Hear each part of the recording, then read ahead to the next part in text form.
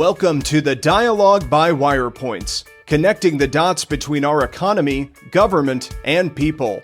And now your hosts, Ted Dabrowski and Mark Glennon. Mark Glennon from Wirepoints here with my colleague Ted Dabrowski, the president of Wirepoints. And we have a very special guest today. Kristen McQueary has a very unique insight into journalism and local press. She's seen it all. She started as a local reporter, and her most recent position was as editor of the editorial page at the Chicago Tribune, where she quit back in June. We're going to talk mostly about the future of journalism, all the challenges facing both local and national journalism, as well as anything else that comes to mind that Kristen wants to throw in.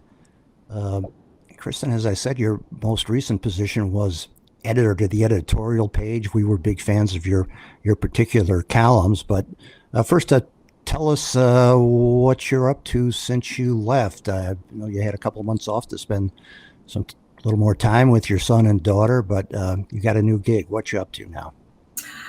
I did. I left the trip. I think my last day was around 4th of July. And then I took a couple months to figure out what I wanted to do next. And I'm very happy with my new job. I work for a consulting firm called Res Publica Group. It's downtown. We do a lot of kind of behind the scenes consulting and public relations work, communications work.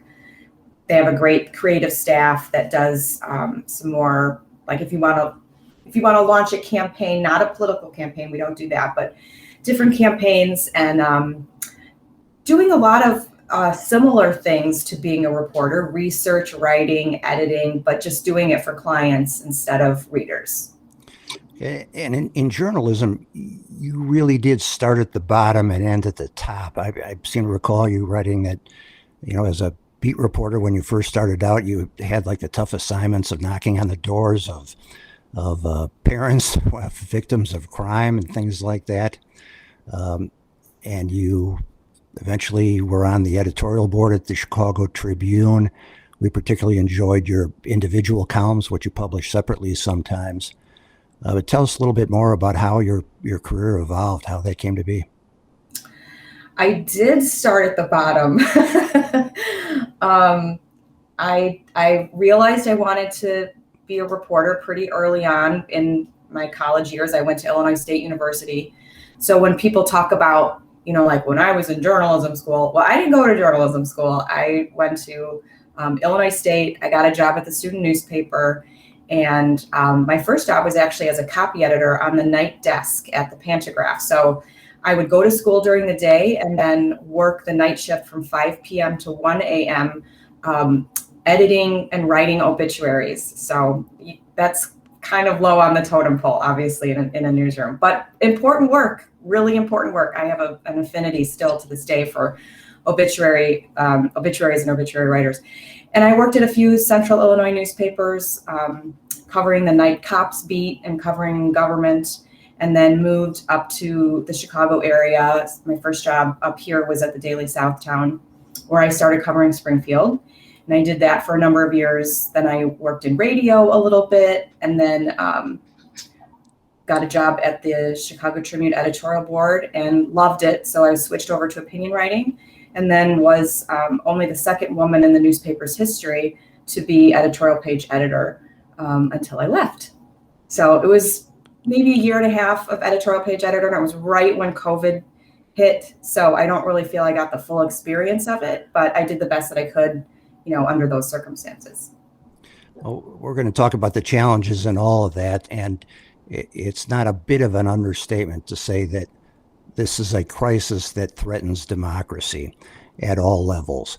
Democracy does not function unless you have informed voters. And, it starts at the bottom with the struggles that local media are having with the financial model that's lacking. Local papers are disappearing, and it goes all the way up to the top, where the problem is primarily bias. I think in the national media, it's far worse than in state media, but the The biggest players are the worst, in my opinion. New York Times, Washington Post, NPR, Associated Press, and others. But let's go through some of it. Ted, I'll turn it over to you for a few questions to start out with. Well, yeah, I think probably need a little bit of a background because there's so much chaos in the media right now, and interestingly enough, Wirepoints exists because we felt that that the media wasn't doing a good job of telling the truth about the state's finances, and that's how when Mark founded this, that's how he got started, and of course that was my motivation in partnering with Mark too, because there's just so much data that fails to come out of the newspapers. And if it does come out, it comes out in a funny way, right? Or it's not told in a truthful way, or whatever. It's in some form, it's not right. So, I think maybe if you can define for all of us who are trying to think about this, what is the problem with media these days? How does it start? I was listening to, let me just, as a little bit of background, I was listening to a radio show, and I heard a person talking about media and saying how in the old days, the people who were in media were like you, Kristen, who worked up the chain and weren't necessarily from some Ivy League school and studied journalism and other things. Whereas today, I understand it's mostly made up of people who are more elite and gone are the days of the Kristen McQuearys. Is that true? And is that kind of how we got to this mess we're in? I mean, there's so many facets to what media is today. I think there's still. So I've only ever really seen the newspaper side, but there are still reporters, grinding it out, going to crime scenes in the middle of the night, not making very good wages at all, living in tiny little apartments. I mean, that's what I have seen at every newspaper I've been at. I used to get in arguments with one of my friends about liberal bias because as a news reporter, I always tried to be just very careful about, not only giving both sides, but trying to choose the best arguments for both sides. Sitting in the Illinois House or Senate and listening to a debate and not just running and getting the easy quote, but, trying to provide context and be respectful of both sides and really keep myself out of it. And I just see more and more that journalism has become more advocacy. And so I can't really make that argument anymore to my friend that there isn't liberal bias. I mean, it's hard to make that argument when conservative voices are just, they're kind of squelched. They're not respected in many instances. And even on the editorial page, the Tribune had a long history of being a conservative-leaning, libertarian-leaning newspaper. Our motto was personal responsibility and free markets. And the pushback from the newsroom grew more intense right up until the time that I decided to leave. So I think it is the advocacy part is a problem. And I think it's also been made worse by social media and access that reporters have directly to readers where there isn't enough restraint, I don't think, in newsrooms on keeping reporters from tweeting their personal opinions. And then they turn around and cover something. And so it just kind of lays bare for people who are paying attention what these reporters' personal politics are.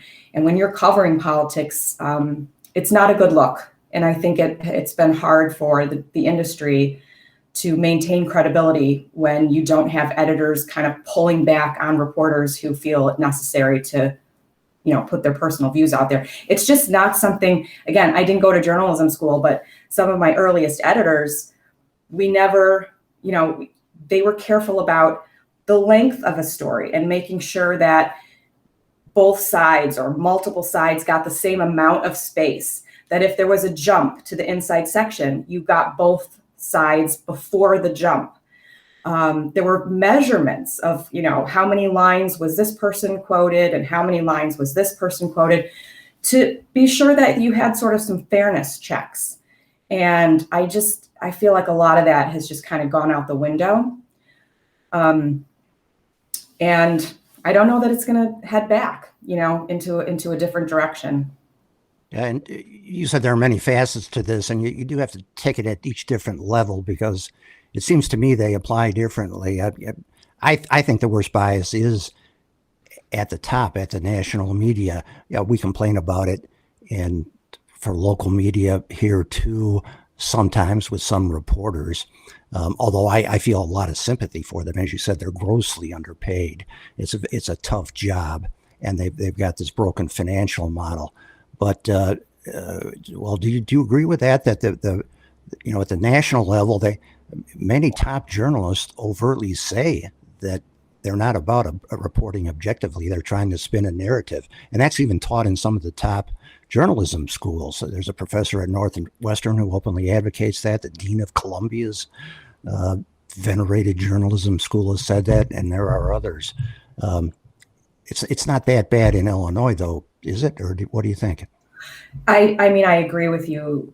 The national media is it's just become like a total circus. I mean, I can remember when CNN actually had really in-depth packaged overseas reporting. They went to, like many of them, this cheaper model of just two people shouting at each other on a screen.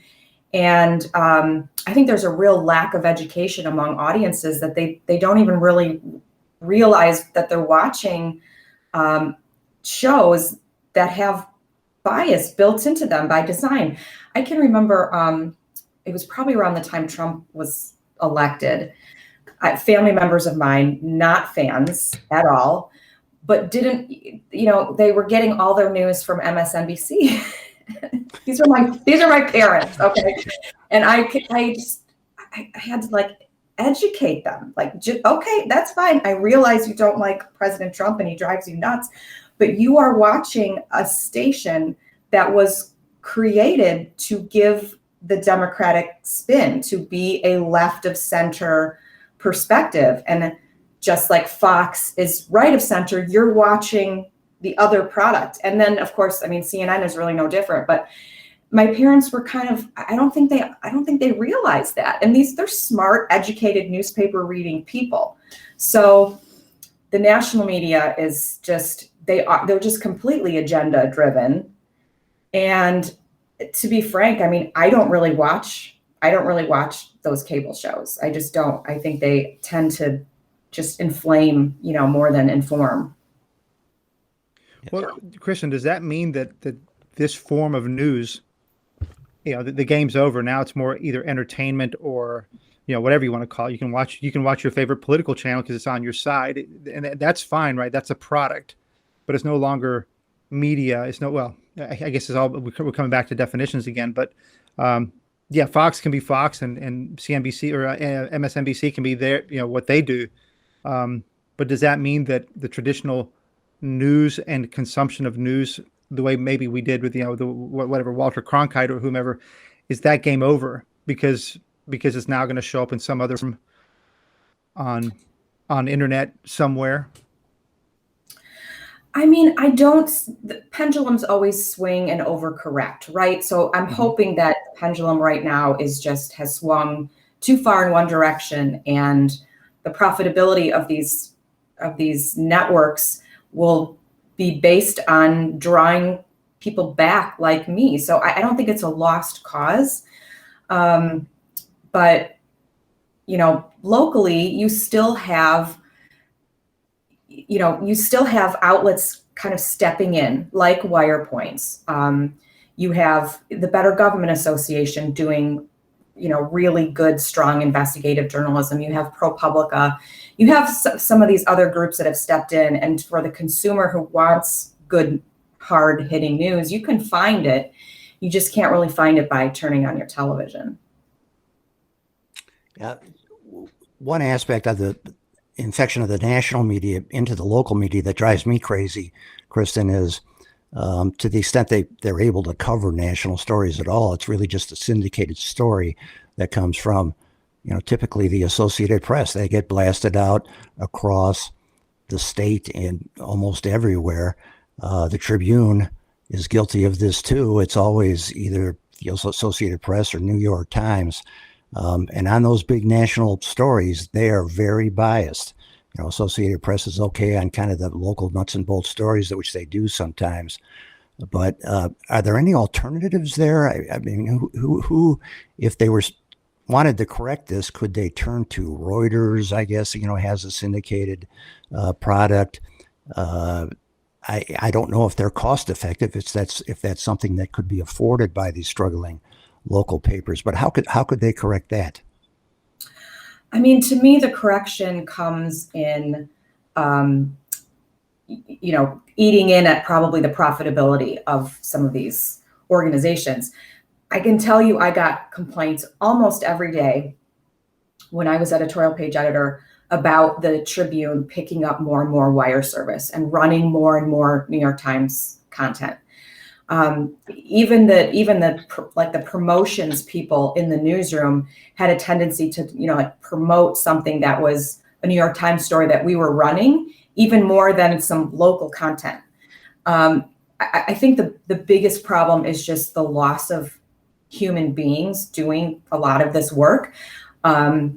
So to me, fixing the problem requires hiring more people. And I'll just point to the Daily Southtown, which was in the same building for a long time as a newspaper called the Star. So the Star and the Southtown were these hyper local newspapers. I mean, we had human beings in every town from Harvey to Lansing to Orland Park to Mokina. We were in school board meetings. It was really important, to have someone there to keep those governing bodies more accountable. And as circulation dropped and ad revenue dropped and they started, we were taken over by another company. I mean, that newspaper just almost evaporated. There's just a handful of people who are actually Southtown reporters. The Trib owns it now, but just that model has happened everywhere. I mean, look at the State House press room and how few bodies there are covering government. Your newspapers are going to have to continually rely on national wire services if they're not going to put human beings in those bureaus. Yeah, that's one of the big challenges we've seen, and maybe it's been our opportunity at Wirepoints. There is no viable local press all over the place that can report on many things. And when we do talk to a few of them, they say they're covering everything. Like if they have a body, as you say, they've got a camera. They're the camera person and the writer, and have to do all the work. And so, even if they are good and even if they are dedicated, there's no way that they can open up a financial document on the city and look at the whatever the pension crisis or the property tax problems. And it's asking a lot. So in a way, that's our opportunity to kind of provide a lot of that data as Wirepoints, where we slice the numbers and share it with different localities. But even then, they have a hard time picking it up and messaging it correctly, because it is complex stuff. And if you're not spending a lot of time on it, it's tough. So what do you see as kind of the opportunity for local media? Because it's direly needed, right? I mean, if they're picking up AP stories, well, that's just stuff from other areas. People need to know what's happening in their school boards and their city councils, library boards, and that stuff's not getting out at all anymore from my perspective. Right. I mean, you have groups like the Daily Line, and so you do have some hyper local neighborhood based reporting that is sprouting up and providing some of that really important coverage. I don't know how long lasting that's going to be. We saw with like DNA Info that it was, they tried to make a go of it and it just wouldn't work. So I'm not really, I think there is an opportunity for more Wirepoints type organizations, and that's a good thing. The media needs to have some pushback and some, someone holding them accountable as well. I mean, when I first joined the Tribune, so just to back up a little bit, I think journalism also is unique compared to other professions where when reporters go, they sort of take all of their little, they take their knowledge and their passion with them. It's not like filling a doctor or a nurse or a teacher or, somewhere you just kind of plug in and take up where that person left. I think about two reporters at the Tribune who left, who did that whole Broken Bonds series where they really dug into city finances and explained, this dangerous path that the city was on.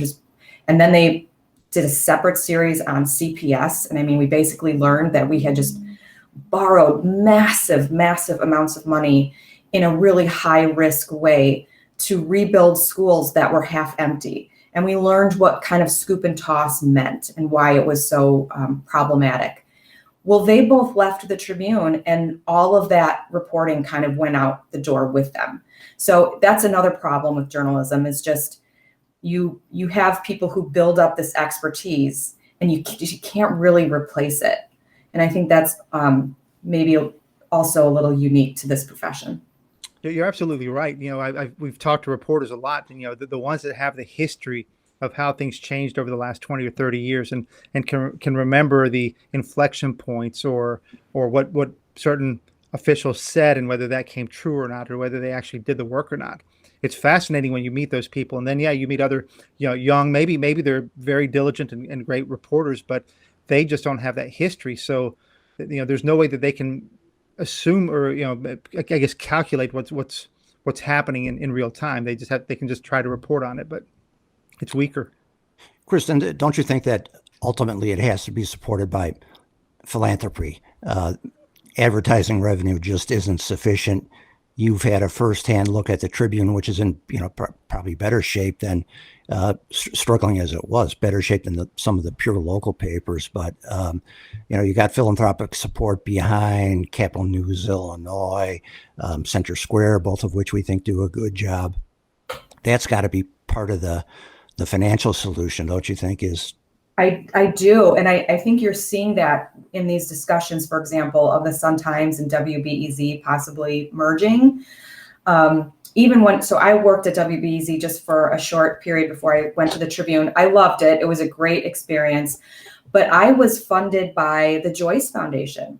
I mean, my position was paid by the Joyce Foundation, and I was working as a State House reporter for WBEZ, and they were sharing me with the Chicago News Cooperative, which was another one of these sort of upstart organizations that we published print once or twice a week, I think it was, in the New York Times. So I was shared between these two institutions and funded by an outside group. It was a unique way, and I do think you will see more of that. What concerns me about that is, now I was never told what to cover. I was never pressured by the Joyce Foundation. They were just lovely people. They just wanted more, they valued State House news coverage. But these organizations don't have to say who their donors are. And so, when you do listen to an NPR story on Facebook, for example, you will often hear the anchor say, they'll disclose, Facebook is one of our, funders to NPR.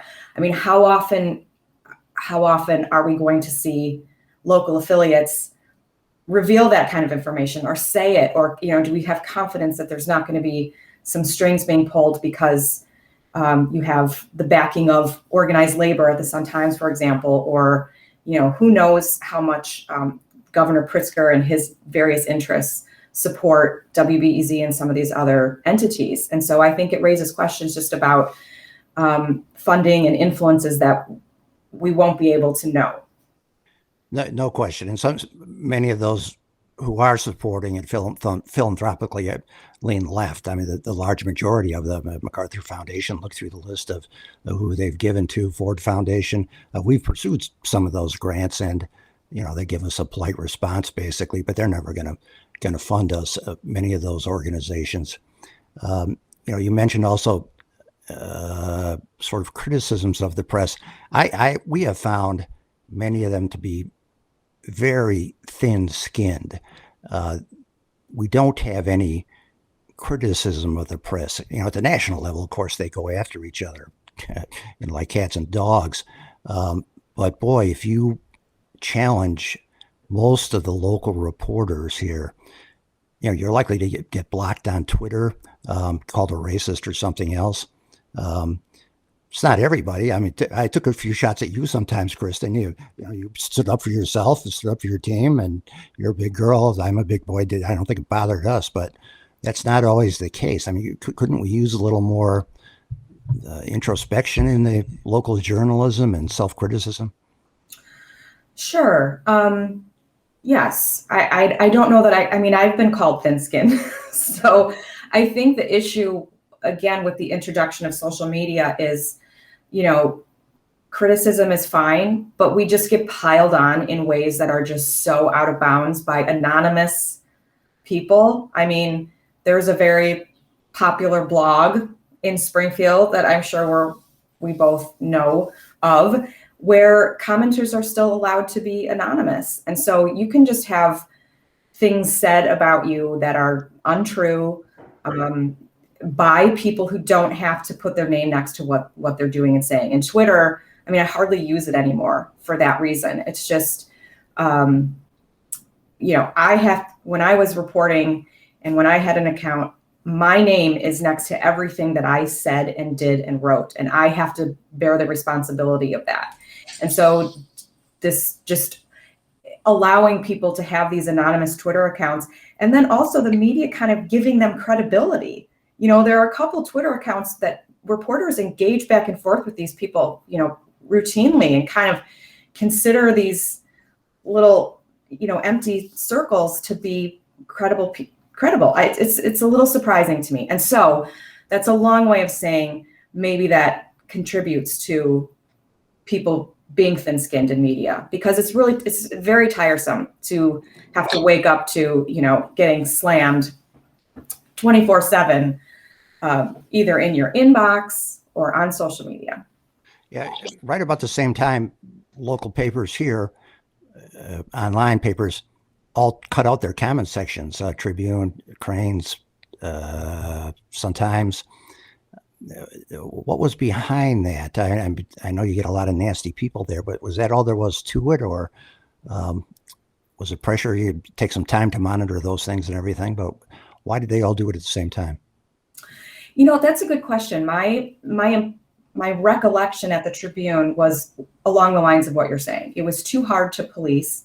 So they initially just let anybody comment. And then I think they tried to link it to Facebook, where you had to at least have a Facebook account if you wanted to comment. And then they just stopped it altogether. I think legally it was probably becoming a problem. And yes, the amount of time taken to monitor that was just too much.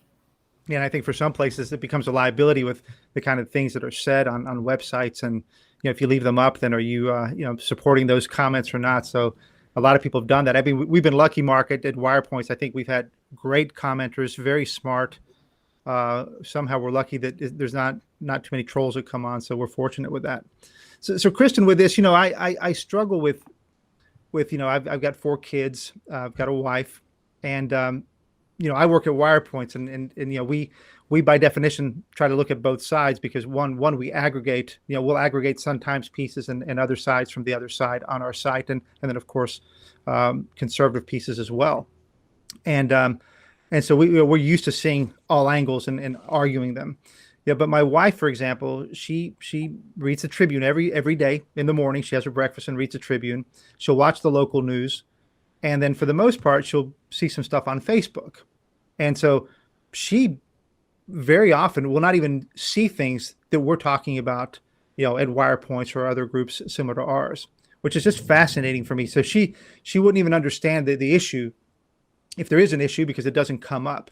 So what do you see things going in the future? How does this start to get resolved? How do people get both sides again? And is it Substack and places like that? Are people going to have to just kind of pull together things themselves, or God knows? I think a lot of it is on the consumers now. If you want to be informed, you have to go seek out the coverage that you trust. And with traditional media, I mean, there are great reporting still happening. I mean, you can point to, in the past month, great work being done at the Sun-Times and the Tribune and WBEZ. WBEZ has really beefed up its political reporting. They have some of the best education reporters in the city. So it's still there. I just think it really requires kind of a culture shift, and editors standing up to maybe some of these younger and less experienced reporters, and making sure that front page every day is balanced, and that you have columns every single day that are balanced. And even when I was at the editorial page, another complaint I got all the time was on our columnist lineup. There were a couple, when I was writing a column, it was more conservative leaning. Of course, we had John Cass, but then every other local columnist was more liberal leaning. And when Trump was elected, it just turned everyone into like a new person. And so you would just see political stuff being dropped much more frequently in sports columns and in feature columns and arts columns. And all of that coverage just sort of got tainted with politics. And so in those cases, I really just think you need a strong editor who is going to, recognize the value of multiple viewpoints.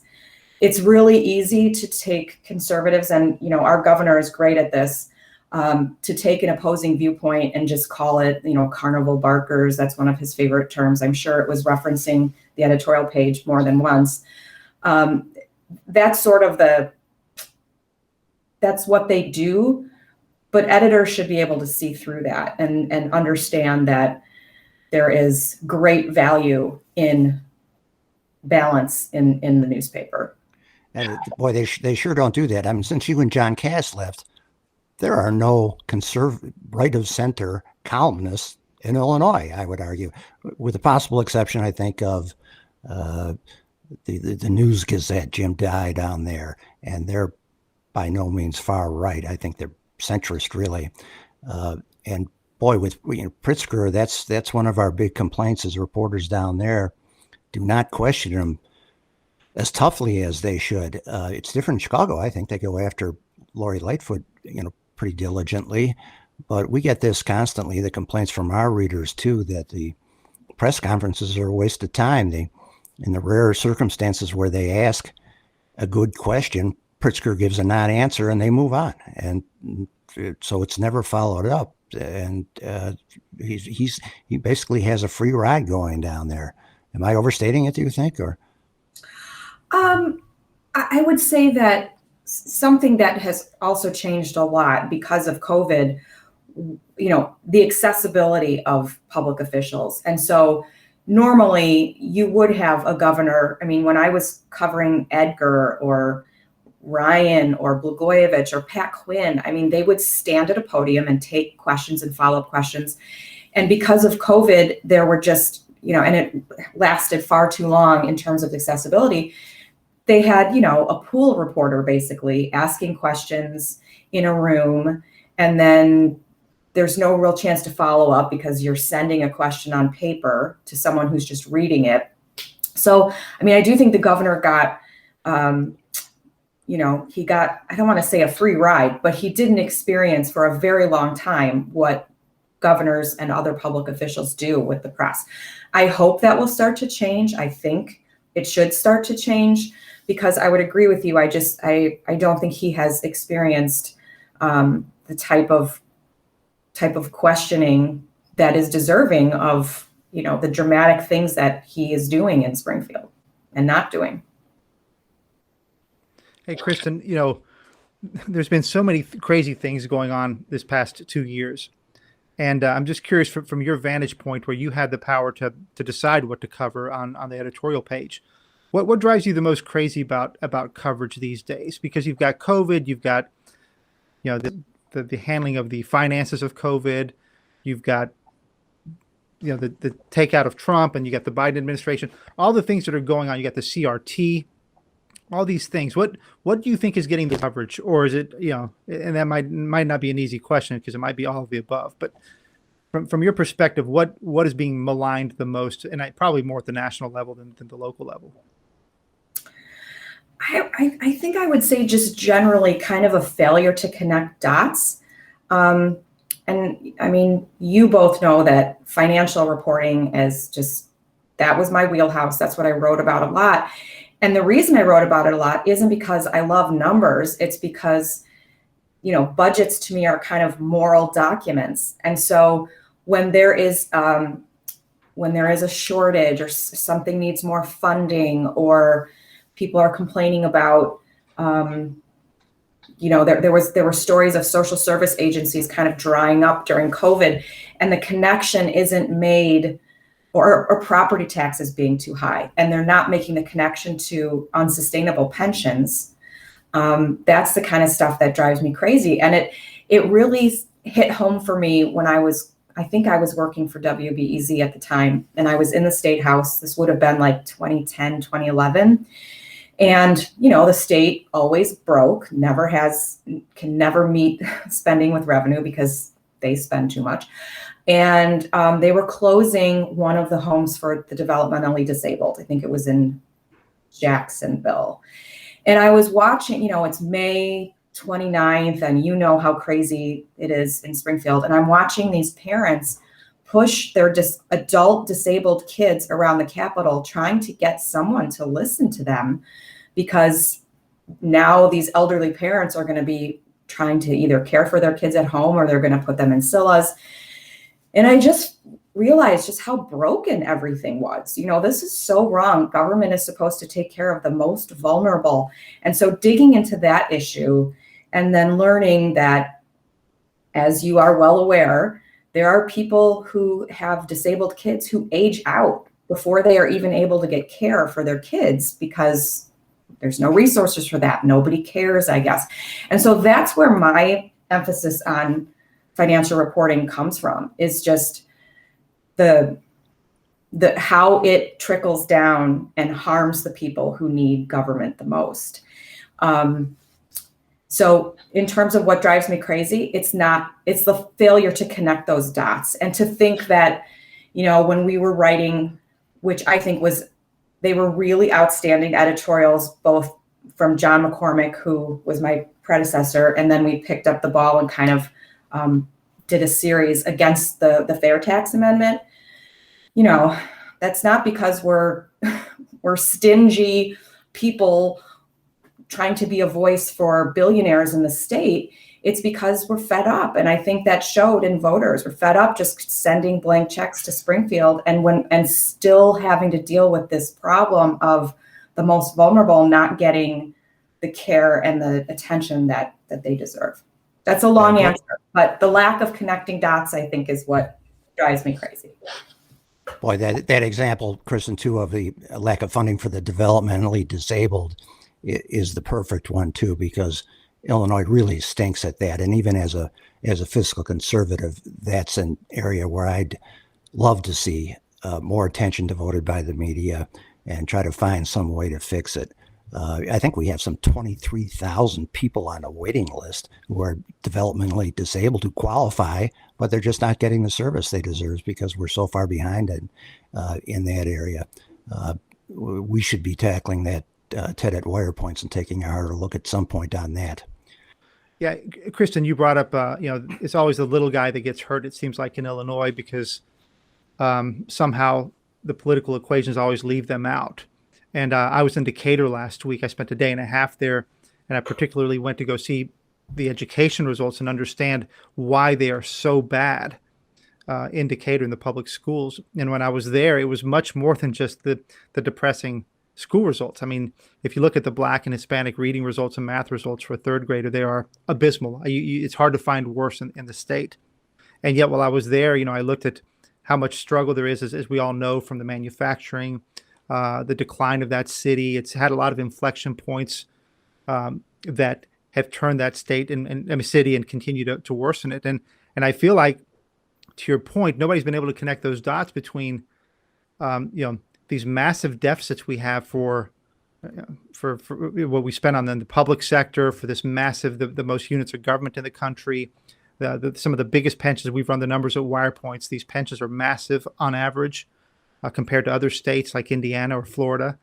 And yet somehow we can't connect the dots that all those bad policies are destructive for the low income, for the low earners, forget what color they are. Even the results of the Decatur public schools for the whites are abysmal. So I guess the question is going to be, what do we need to do, again, with media, is it going to be because it's a digital platform that brings all this stuff to life? How do we win this battle to inform people and help them connect the dots? I mean, continuing to tell human stories. I've said this before, but I had a mayor from the suburbs approach me after a city club event. I think the city club event was on pensions. You were probably on the panel. You were probably there. So many of those. Those were helpful though, in just informing people as to what the problem is. But anyway, this mayor approached me and he said, the reporting, for example, on pensions, it's always focused on that big number of unfunded pension liability. He said nobody gets that. It doesn't really, it's not really important to keep focusing on the numbers. He said, start writing stories about the 50-year-old police chief who retires and how much his pension is, and then where he goes next and how much that pension is. And you've done a lot of that reporting and it's been done, but not to the drumbeat that I think it could. And so telling those stories, you, or maybe it was the Policy Institute years ago, followed a student from her home on several buses and how long it took her to get to school because she wanted 2 hours or something. Right. So that was a great school choice, bringing it home kind of example. The more we can tell those kinds of stories and connect the dots. I was at the getting my license plate sticker recently. And of course, I think this was not recently. This was 2020, maybe, when the price shot up. And everyone in the room behind me was also complaining. Just, they can't, why is this going up? It's going up. And I said to the whole room, this was in the budget that was passed last year in Springfield by Democrats and the governor, because this is how they manage your finances. So pay attention. I think everybody thought I was a little crazy, but really, One quick challenge, and it's not a challenge because I totally agree with what you're saying, but I want to hear your story. We're going to write about Decatur, and there's 8,400 kids, and I forget what the number is right now, but it might be that only 10% can read at grade level across the entire school. So let's just say that there's 8,000 kids. I always worry that if I tell one story, it's anecdotal, when damn it, there's 8,000 kids who are getting out of that school who can't read. And so for me, I always struggle because the 8,000 is the big number. I don't want to bring it down to one. And I'm not suggesting that you're saying that, because we're telling the story so that we can say, hey, that story is happening to 8,000 people. But I always worry that in a lot of the storytelling that goes on both the left and the right now, the bigger numbers, the 8,000, gets lost because people focus on the one and then wonder whether that story's true or not. So what's your thoughts on that? I mean, I think you're right that, you can take one story and it turns into an anecdote and not real life. But I mean, good reporting, as you know, is a mix. You tell someone's story and you back it up with actual data. So I just think with pensions, everyone's still getting paid and budgets are still getting passed. And there's just not this connection between like property taxes. And to your point on Decatur, I covered the south suburbs of Chicago for a very long time. And there is a lack of understanding of how policies connect to just the complete abandonment of some of those towns. And one example, which did get written about, but again, not enough, not with consistency, was something that the Cook County Board passed. You guys probably wrote about it. And I might be not remembering this correctly, but it had something to do with hiring, making sure that for all these projects, you had to hire union labor, and you had to have all these protections in contracts. And so it shoots up the cost of doing anything in these towns. And you had, I think, the mayor of Homewood step up and say, this is exactly why we have such high property taxes and we've had such businesses fleeing, is because the Democrats who are in the pockets of the unions who are controlling the Cook County Board are passing bad policy. And we editorialized about it again. It needs the drumbeat. It needs to be on the front page. It needs to be written about a lot so that there's enough pressure on those public officials to rescind that policy. They still haven't done it. Kristen, where did you learn to write? I asked because you were always I thought, the best opinion writer in the state. No offense, John Cass, if you're listening, we love you for different reasons. But just in terms of how you wrote your articles, where did you learn that? Gosh, just good editors probably over the years. I think I probably started out being more flowery in my writing. And I can remember, so when I started writing more hard-hitting opinion columns, that was at the Tribune. And I can remember turning in editorials in particular, to Bruce Stold, who was the editorial page editor at the time. And he would take what I sent him, but kind of tear it up, put a new lead on. And I finally walked into his office one day upset. And I said, what am I doing wrong? I was kind of new. I said, what am I doing wrong? And he said, oh, you're not doing anything wrong. I used to cover Springfield. This is my wheelhouse. I love it. So I put more of my stamp on what you turn in because of what you tend to cover. But he also taught me to just be frank. And so I'm sure there are many people who disagree with the way that I write, but I tried to just have like a cadence to my writing that was not flowery, very, data driven. If I'm going to take a stand on something, I'm going to refer to documents or campaign finance reports or something, and just, not hold back. You said the word frank. Okay, so give us some frank feedback about Wirepoints. Seriously, tell us. We have thick skins here. What could we be doing better? How are we doing? Any thoughts on where we should focus further attention? Well, I think the reporting that you do is so valuable, but kind of hidden on your site. I would rearrange your website so that when you are doing your own Wirepoints reporting, it's easier to find. And I would try to just build more relationships with news media. And maybe you feel like you've tried to do that and failed, but you should be we ran a great series that you co-wrote, or maybe it was more Ted, on pension solutions. Those kinds of things should be in the paper on a routine basis. But I trust what you do. I know you get pushback. I've seen it, but I think the pushback you get is more because of the topics that you cover, because you're more conservative leaning, and not because of the inaccuracy of what you're saying. No one is ever pointing to something that Ted Dabrowski writes and says, this is incorrect. They just don't like it because it's a contrarian voice to what is commonly, accepted and not challenged in the state. So other than just doing more to get your own original content out there. I have a quick question on repetition. We always wonder, you talked about the Drumbeat, and I totally agree with that. These kind of things, you can't write about them 1 month and then come back to them 6 months later. It's just, it falls out of people's minds. But at the same time, it's hard to be repetitive. Is it okay to be repetitive? Do you think it hurts, or it's just part of the game that we have to do? Or is Drumbeat mean the same issue, but you have to do it lots of different ways?